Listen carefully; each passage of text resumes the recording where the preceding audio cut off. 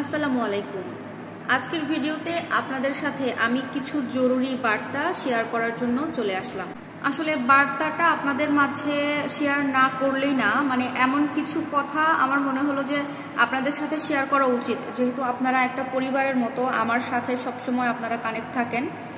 তো আপনারা হয়তোবা এর মধ্যে জেনেই গেছেন যে আমাদের দেশের পরিস্থিতি আসলে কোথায় গিয়ে দাঁড়াইছে।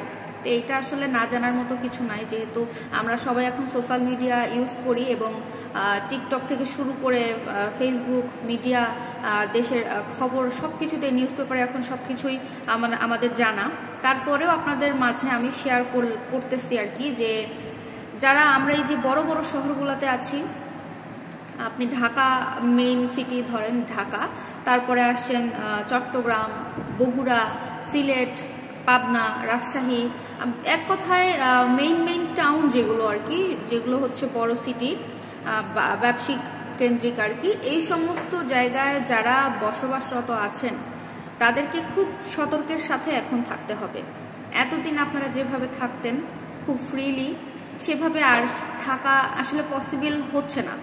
সেই অ্যাবিলিটিটা না সবাই হারায় ফেলছে, যেটা সত্যি কথা। আগের মতো যে একটা নিরাপদে রাত্রে ঘুমাবেন বা নিরাপদে রাস্তায় চলাফেরা করবেন, এইটা মনে হয় না এখন কিছুদিনের জন্য অন্তত পারবেন না। সো এটা হচ্ছে মেইন পয়েন্টে, যারা হচ্ছে এই বড় বড় শহরগুলোতে আছেন তারা একটু নিজেদেরকে সেফ রাখার চেষ্টা করবেন, সতর্কের সাথে চলাফেরা করবেন। আমাদের মেইন সিটি যেটা ঢাকা, সেটার কথাই আপনাদেরকে বলি।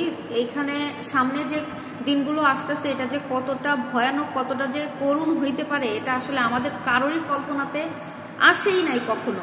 আমরা ভাবতেই পারি না যে আমাদের সামনেও এই দিনগুলো আসতে পারে।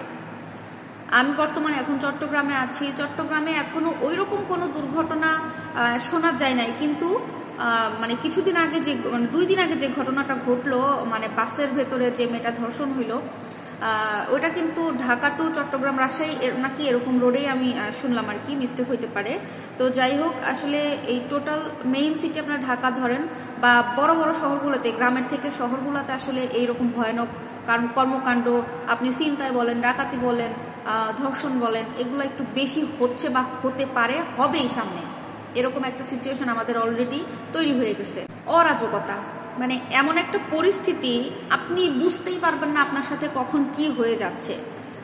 যে কোনো টাইমে, এনি টাইম আপনার সাথে যা কিছু হয়ে যাইতে পারে আপনার বোঝার আগেই। এই দুর্ঘটনার ভিতরে আপনি ধরতে পারেন যে ছিনতাই হইতে পারে, ডাকাতি হইতে পারে, নারীদের ক্ষেত্রে ধর্ষণ হইতে পারে। এরকম বড় বড় দুর্ঘটনা আমাদের ঢাকা শহরে, শুধু ঢাকা শহর বলবো কেন, মনে করেন বাংলাদেশের যেগুলো বড় বড় সিটি আছে সবগুলোতেই প্রচন্ডভাবে ভবিষ্যতে বেড়ে যাবে। এই কিছুদিনের মধ্যেই দেখবেন যে কত আপনারা এই ঘটনাগুলো আপনাদের চোখের সামনে হইতেছে, কেউ কিচ্ছু করতে পারবে না, কিচ্ছু না। আর এই কারণেই আপনারা, আমার যে পরিবারের একটা মেম্বার আপনারা, আমি আপনাদেরকে সদস্য মনে করি, তাই আপনাদেরকে একটা সতর্ক কথা বলতে চাই। সেটা হচ্ছে যে আপনারা জরুরি কোনো কাজ ছাড়া কখনোই বাসার বাইরে সন্ধ্যার পরে থাকবেন না। এটা হচ্ছে আপনাদের কাছে আমার রিকোয়েস্ট। কারণ এখন যে পরিস্থিতি, চেষ্টা করবেন সন্ধ্যার পরে, যদি জরুরি কোনো কাজ না থাকে, নর্মাল প্রয়োজন যাওয়ার দরকার নাই, খুব প্রয়োজন ছাড়া সন্ধ্যার পরে বাসা থেকে বেরই হবেন না। নারী পুরুষ কেউ বের হবেন না। এটা হচ্ছে প্রথম কথা। এবং দ্বিতীয় হচ্ছে, আপনার যদি কোনো রকম কোনো দুর্ঘটনার সম্মুখে পড়েন, ধরেন আপনি একটা ছিনতাইকারীর সামনে পড়লেন, ছিনতাইকারী আপনার সামনে, কোনো কথা ছাড়া আপনার কাছে কিছু চাইবে, কোনো কথা ছাড়া আপনার কাছে যা থাকবে সব দিয়ে দিবেন। এটা হচ্ছে আপনাকে করতে হবে জীবন বাঁচানোর জন্য। কারণ এখন যে পরিস্থিতি, আপনি যদি ছিনতাইকারীকে বলেন না আমার কাছে কিছু নাই, দিব না, বা হস্তাহস্তি করতে যান, আপনাকে একদম ডেড স্পট ওখানেই করে দিবে, একদম ডেড স্পট হয়ে যাবেন। আর যদি আপনাকে ওখানে মেরে ফেলে, ডেড স্পট করে ফেলে, বিশ্বাস করেন পরবর্তীতে আপনি কারোর কাছে কোনো প্রকার কোনো সাহায্য পাবেন না। আর এখন ছিনতাইকারীদের এতটাই রাহাজানি বেড়ে গেছে, এতটাই ইজি হয়ে গেছে, ওরা যে কোনো সময় যে কোনো কিছু করতে পারে।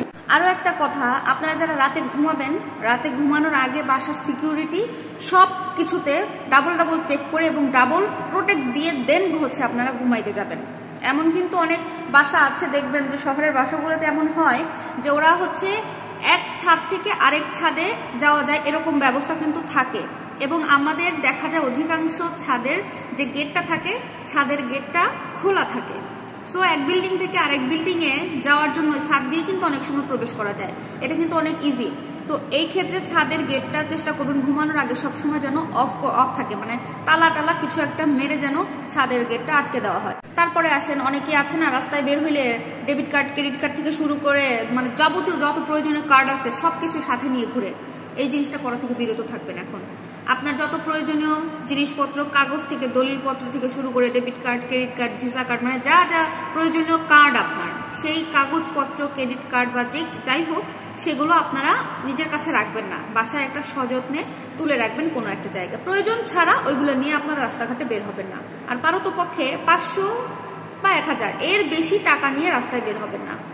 এখন অন্তত এগুলো একটু মেনে চলেন কিছুদিনের জন্য। তবে কতদিন এভাবে মানতে হবে ভাই আমি নিজেও জানি না, কারণ দেশের যা পরিস্থিতি, কবে আমরা এগুলোর থেকে উদ্ধার পাবো বুঝতে পারি না। আসলে এই কথাগুলো এমনি এমনি আসলে আসে না। হ্যাঁ, এই যে আমাদের লাস্ট কয়েকদিন যা যা ঘটনা ঘটলো আপনারা সবাই জানেন কিনা আমি জানি না। 24 ঘন্টায় 17টা রেপ, 17টা ধর্ষণ, চলতি বাসে স্বামীকে বেঁধে রেখে 50 জন মানুষের সামনে, 50 সিটে 50টা মানুষ বসা, তার স্বামীকে পাশে বেঁধে রেখে তার স্ত্রীকে 3-4 জন মিলে টানা 3 ঘন্টা ধর্ষণ চলন্ত গাড়ি। তারপরে আসতেছে যে স্বর্ণ ব্যবসায়ীকে হত্যা করতেছে তার নিজের বাসার সামনে। মানে এই সমস্ত দুর্ঘটনা বা আরো যে রাস্তার অলিতে গলিতে কত যে ছিনতাই, এগুলো ডাকাতি বেড়ে যাচ্ছে, এই সমস্ত ঘটনার পরিপ্রেক্ষিতেই কিন্তু সবাইকে সতর্ককরণের কারণে, আমার ভাইয়া আপুদের ভালোবাসার মানুষদের সতর্ক করার কারণে আমার এই কথাগুলো আপনাদের সাথে আজকে শেয়ার করা। এই কথাগুলো শুনে যদি আপনাদের এতটুকু মাথার মধ্যে নাড়া দেয় তাহলে অবশ্যই সতর্কের সাথে চলবেন। আরো একটা কথা, যে আমাদের অনেকে আছে না ঘরের ভিতর মা বোনেরা কিন্তু একটু সুন্দরী হয়ে থাকে, আছে না, আছে কিন্তু আপনার পরিবারের দেখবেন মা সুন্দর, বোন সুন্দর, ভাই সুন্দর, আল্লাহ যাকে বানাইছে অবশ্যই সুন্দর, কিন্তু তাদেরকে অবশ্যই এখন থেকে একটু সেফলি চলাফেরা করতে বলবেন।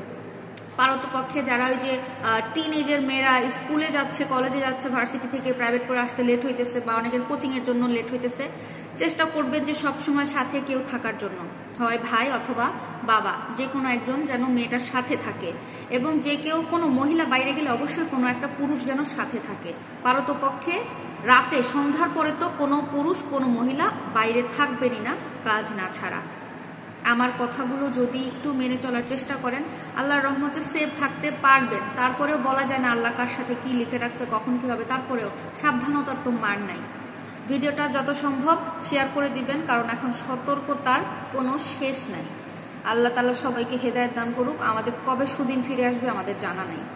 ভালো থাকবেন সবাই, আল্লাহ হাফেজ।